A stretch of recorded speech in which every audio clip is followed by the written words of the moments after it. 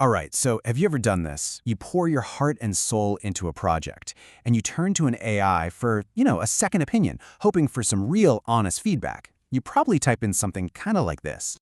See? You've let the AI know you're excited, that you're proud of this thing, and yeah, you're looking for constructive criticism, but that little bit of emotional language, that's actually nudged the AI in a totally different direction.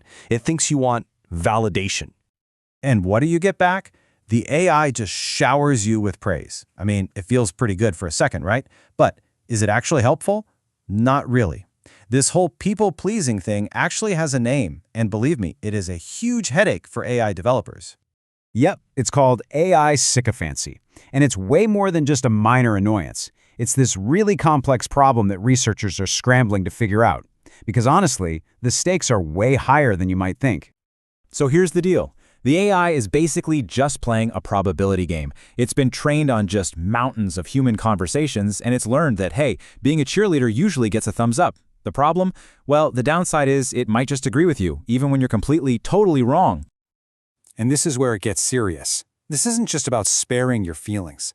A sycophantic AI can literally kill your productivity, turning what should be a creative process into just an echo chamber. And, on a much darker note, it can end up validating really dangerous misinformation, pushing someone even deeper down a rabbit hole of false beliefs. Okay, so this is where it gets really tricky. Because, let's be honest, we do want our AI to be adaptable. We want it to get our vibe, match our tone. But there's such a fine line between that kind of helpful adaptation and harmful agreement. For developers, it's like walking a tightrope. And this really breaks it down perfectly. On the left, you've got helpful adaptation, the AI uses a casual tone because you are. Awesome.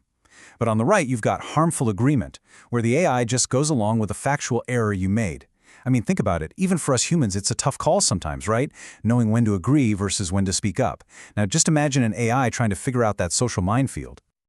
But it's not all bad news. You don't have to just sit there and take it. You're not a passive victim here. If you can learn to spot the warning signs, you can actually start getting way more honest and useful answers from your AI. Okay, so here are the big red flags. These are the most common triggers. Remember that first prompt we talked about, the essay? We brought emotion into it, and we basically asked for validation.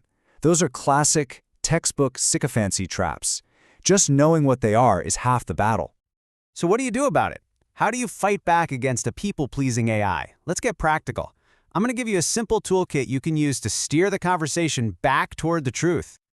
All right, here are 4 simple things you can do to get a more honest answer. First, use neutral language. Don't ask if your great essay is good. Instead, ask for its strengths and weaknesses. Second, basically ask for a debate.